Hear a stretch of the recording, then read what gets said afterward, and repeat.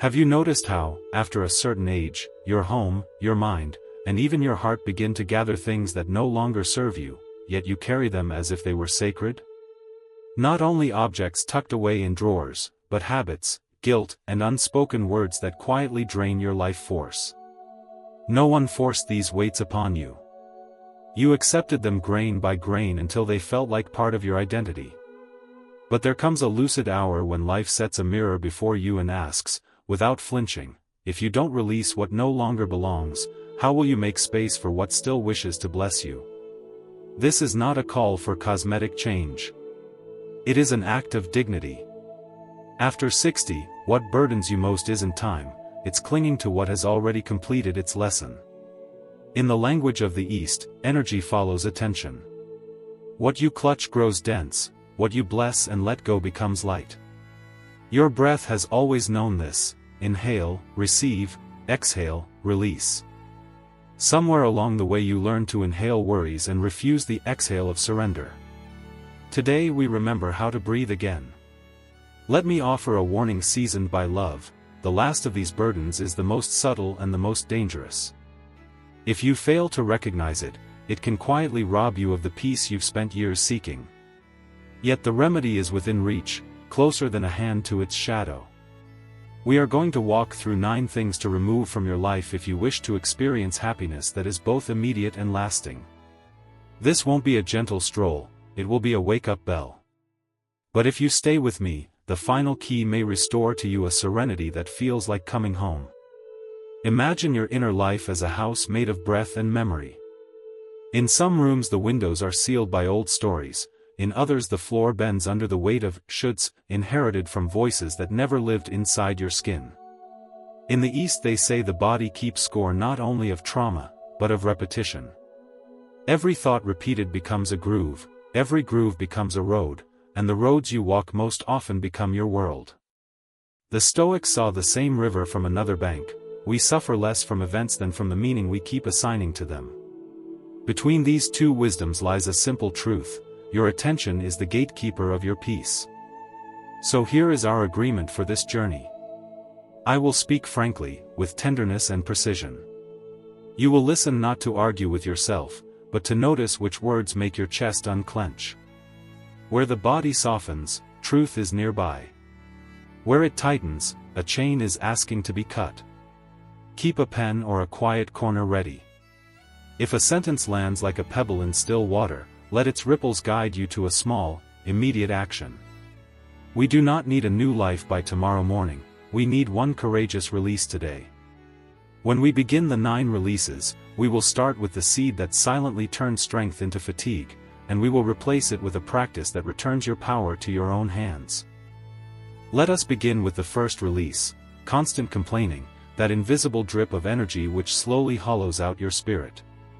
You may not see it happening, but every sigh, every phrase like, "they don't care about me anymore," or "everything hurts," is not neutral, it is an offering of your life force to the altar of despair. Complaining does not transform the reality you face. It magnifies it, anchors it, and locks you into the role of victim. Picture yourself carrying a satchel of stones, each stone engraved with the words you've repeated. At first the weight is light, almost unnoticed. But over years, it grows so heavy it bends your spine and dims your gaze. The cruel trick of complaining is that it masquerades as relief. You think speaking the pain will lighten it, but repetition etches the pain deeper. A woman I once knew lost her husband and for years repeated, "My life has no meaning now." Her grief was valid, every tear told of real loss. But by turning her sorrow into a mantra, she erected a wall between herself and the love that still wished to reach her. Friends withdrew, family grew silent, and she herself became a prisoner of words she thought were consoling. The ancient Stoics saw this with clarity. Seneca wrote, "We suffer not from things themselves, but from our judgment of them." The Taoist sages echoed it, "What you name becomes your world." When complaint becomes your daily incantation, you weave a spell against your own vitality. It is like watering a garden with stagnant water. Nothing blossoms, only mildew grows. Now imagine this shift: every word you speak is a seed falling into your inner soil.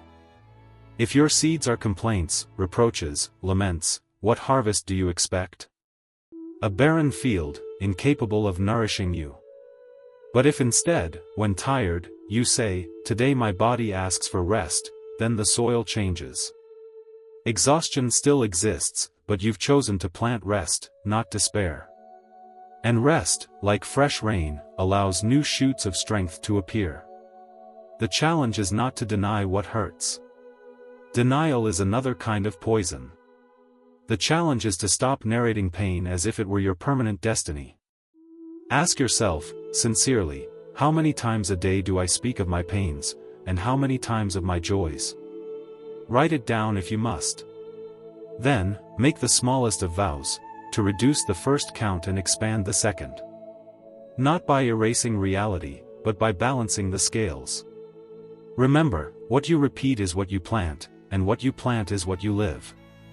Practical wisdom helps. Channel your sorrows into a journal, into prayer, into meditation. There, pain is digested, not broadcast. But when you surrender your voice to habitual complaint, you empty your spirit drop by drop. Happiness will not arrive when the outer world bends to your will. It will appear the moment you choose what you nurture within. And complaining, if you do not release it, will remain the first chain binding you. From here, we arrive at the second release, comparison, the silent thief of dignity. Comparison is a shadow that follows quietly until it convinces you that your own steps are too small. You glance at a neighbor who still travels, at a friend whose children seem more attentive, at relatives who parade their successes on glowing screens, and without realizing it, your heart begins grading itself against illusions. Each glance becomes a subtle exam you always fail, because there is always someone who seems to have more. Comparison is not innocent, it is a slow poison that steals the sweetness of what you already hold. Think of it, every life is a hidden mountain range, its valleys carved by storms no outsider ever witnessed. From a distance you see only the sunlit peaks, and envy rises. But the roots, the nights of struggle, the sacrifices etched into bone, you do not see them. To compare your life against another's surface is to dishonor the landscape of your own journey. The Stoics taught, do not waste time arguing about what a good man should be. Be one. The Eastern masters would add, walk your path, let others walk theirs. Together they whisper the same truth, value is not found in measuring, but in being. Your life is a tapestry woven of mistakes and triumphs, losses and miracles. To wish it were another's is to pull out threads until the pattern unravels. Yet the flaw you despise today may one day be the very stitch that holds the whole design together. Energy workers say that each soul has a unique frequency, a resonance that no other being can duplicate. When you compare yourself, you detune your frequency, distorting the very song your life was meant to sing. Try this subtle practice. When you hear yourself thinking, she is better off than me, or, he accomplished what I could not, pause and replace it with, my story is mine alone, and it is still being written. This shift may appear slight, but each repetition is an act of liberation. It is as if you reclaim a piece of your own song, note by note. Comparison does not vanish overnight. It will whisper again and again, trying to seduce you back into unworthiness. But remember this, there is no finish line where comparison ends. There will always be someone with more and someone with less. If you chase their shadows, you lose your own light. But if you honor your path, even with its cracks and detours, the mirror begins to change. You no longer see lack, you see endurance. You see a soul still planting seeds. And that recognition is worth more than any borrowed glory. At this age, self-respect is the most rejuvenating elixir. It softens the eyes, lifts the spirit, and restores the quiet nobility of simply being who you are.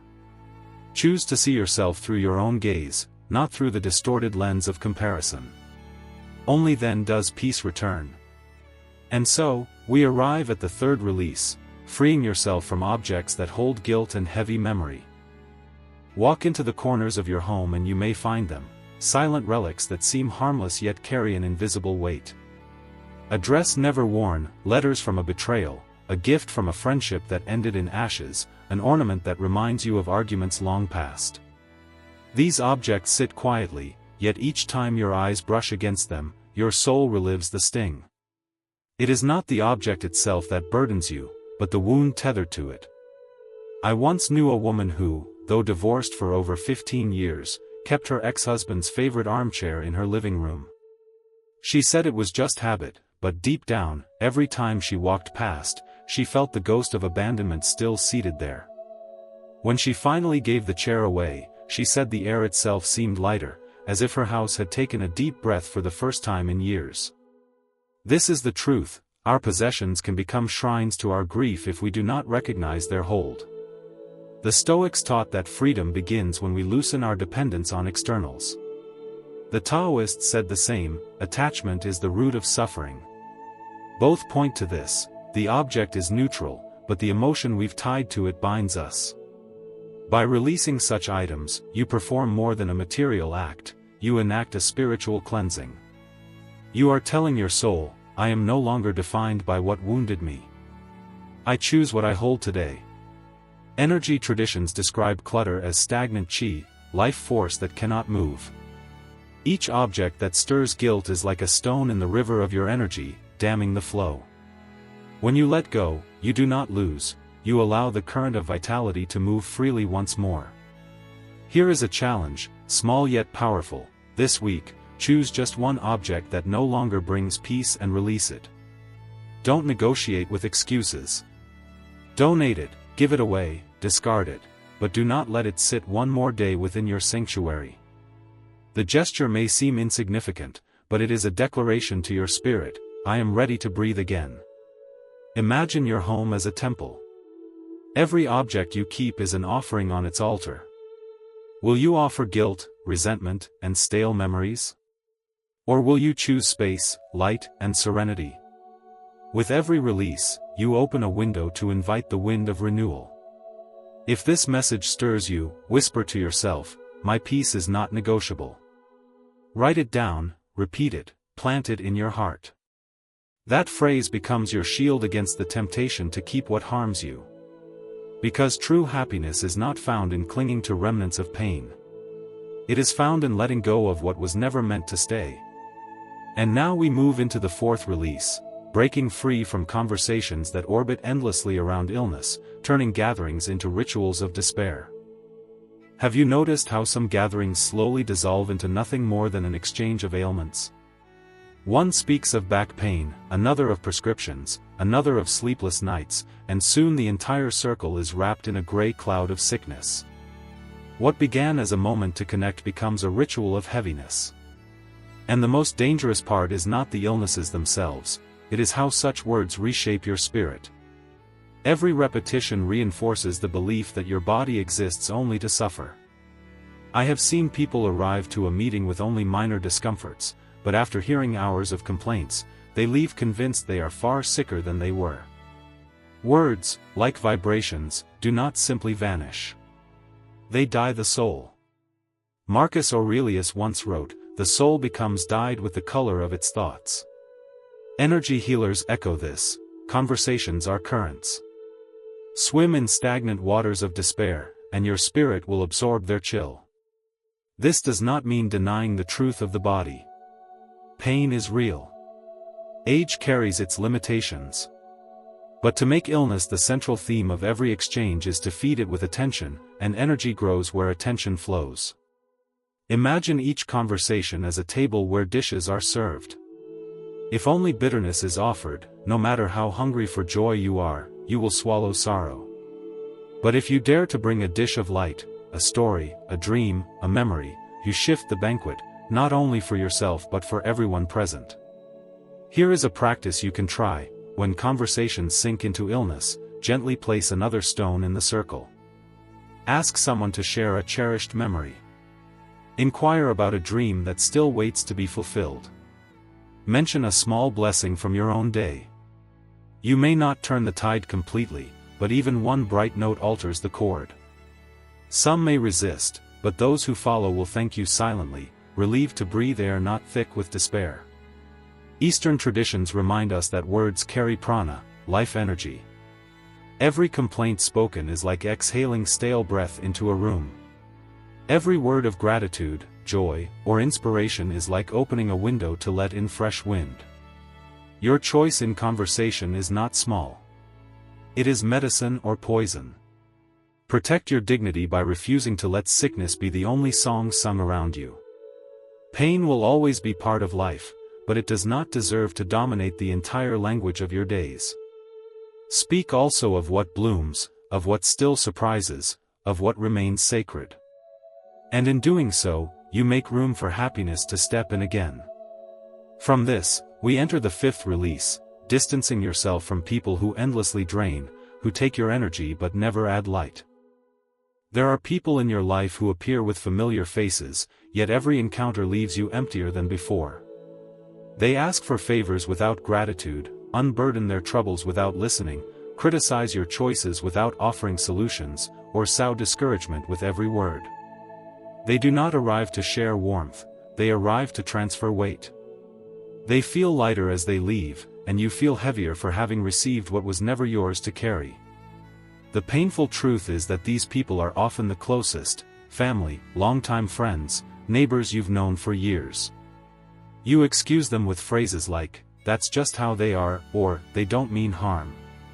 Yet inside, every meeting becomes another reminder that your dignity is slowly leaking away. And out of fear of loneliness, you continue opening the door, letting them drain your sanctuary. But ask yourself, what is lonelier, sitting in silence with your own peace, or sitting beside someone who erodes your soul? Seneca wrote, "It is better to be alone than in bad company." This is not a proverb for comfort, it is a survival law for the spirit. Toxic company corrodes not only emotions but also the body.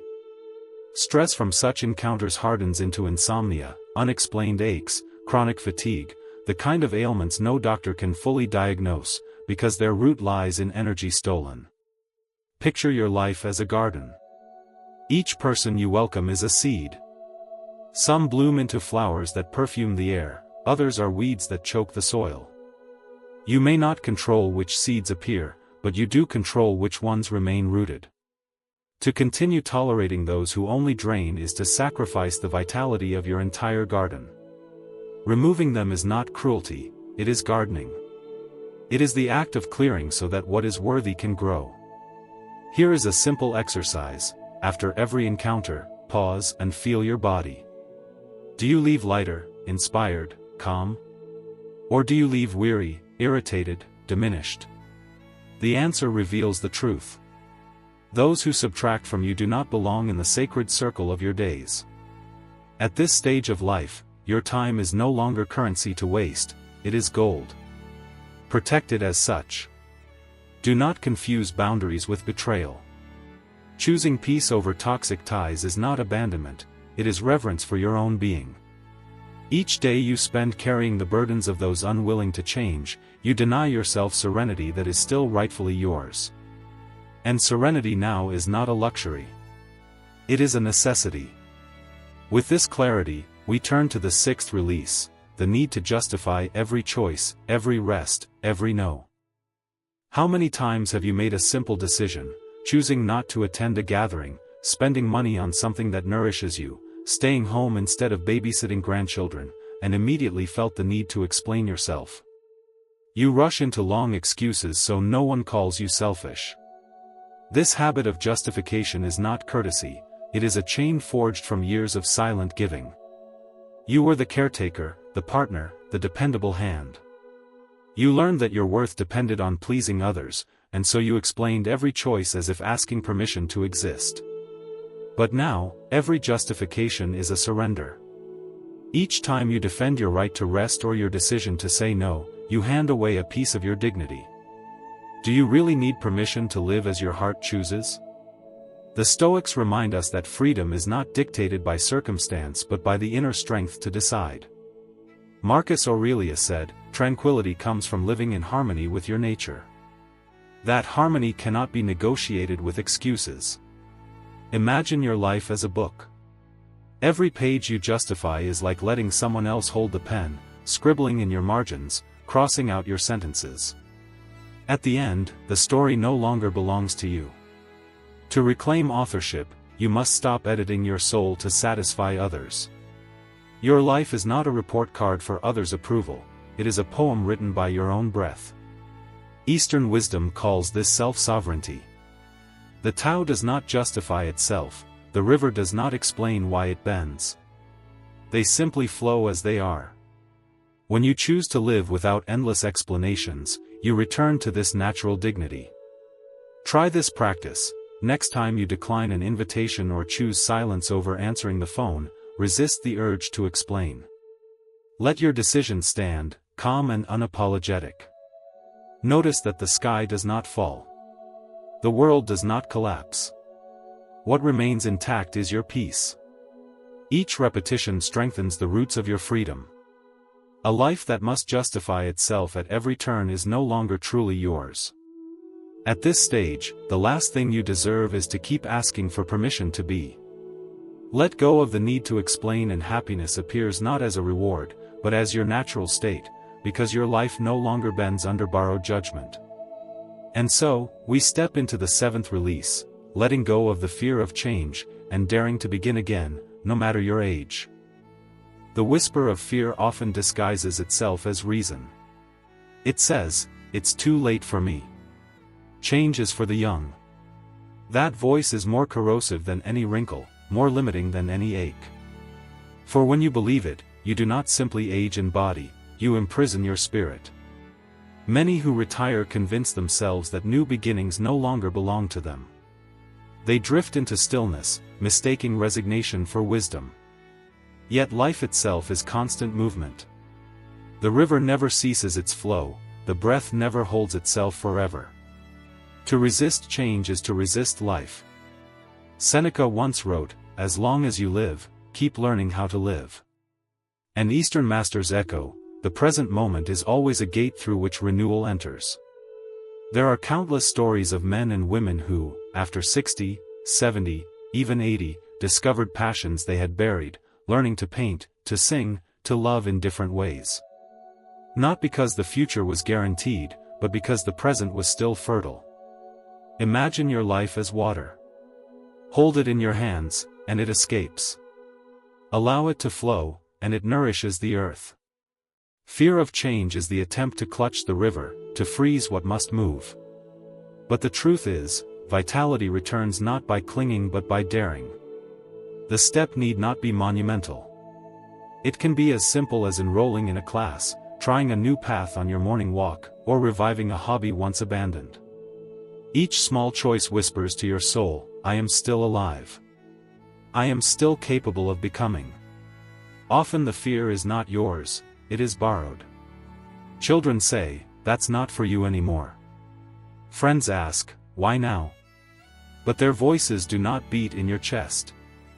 They do not know the dream still alive beneath your ribs.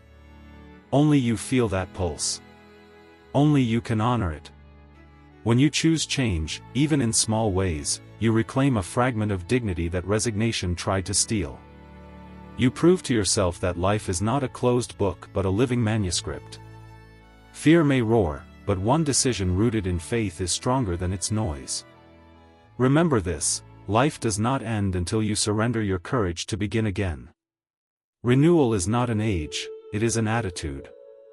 Each fresh start, however humble, is a declaration, "I will not let fear dictate the last chapters of my story." And now, we move into the eighth release, letting go of resentment, the hidden acid that ages you faster than the years themselves. Resentment is a poison you sip while hoping another will suffer. You may carry names, betrayals, and unkind words inside you as though they were etched yesterday, siblings who wounded, partners who abandoned, children or friends who turned away. Each time those memories rise, your heart clenches, your back stiffens, sleep escapes you. Resentment does not merely haunt the mind, it etches lines into the body, aging you far more than the calendar ever could. The deception of resentment is its disguise as strength. It whispers, "If I hold on, I will never be hurt again." But in truth, the only one shackled is you. To drink the bitterness daily is to chain yourself to a past that no longer exists. Epictetus taught, it is not things themselves that disturb us, but the opinions we hold about them. The harm was real, but reliving it is your choice. Each repetition digs the wound deeper. Imagine your life as a house. Every grudge you keep is another brick sealing a window. At first the house feels secure, defended. But soon it darkens. The air grows stale, the walls damp. When at last you choose forgiveness, not for the offender, but for your own dignity, it is as if a wall crumbles and light pours back in. The house is the same, but it breathes again. Eastern traditions see resentment as stagnant energy, blocking the meridians of vitality. Forgiveness is not weakness, it is release, a return to flow. It does not mean you condone the harm. It means you refuse to let your spirit be corroded by someone else's shadow. Here is an intimate practice: choose one person against whom you still harbor resentment. Write them a letter you will never send. Pour onto the page all the words you never dared to speak. Then burn it, or tuck it away, as a ritual of release. The flames or the silence will whisper back, I am free now. Remember, years do not destroy joy, resentment does. Letting go is not erasing the past. It is honoring your present by choosing peace over wounds. And no medicine, no cream, no ritual rejuvenates more than a heart that no longer clings to bitterness. With this, we arrive at the ninth and final release, letting go of the idea that your peace requires permission or explanation. For far too long, you may have lived as though your peace were fragile, something that needed to be explained, defended, or even apologized for. You rest, and immediately you justify it. You choose silence, and quickly offer excuses.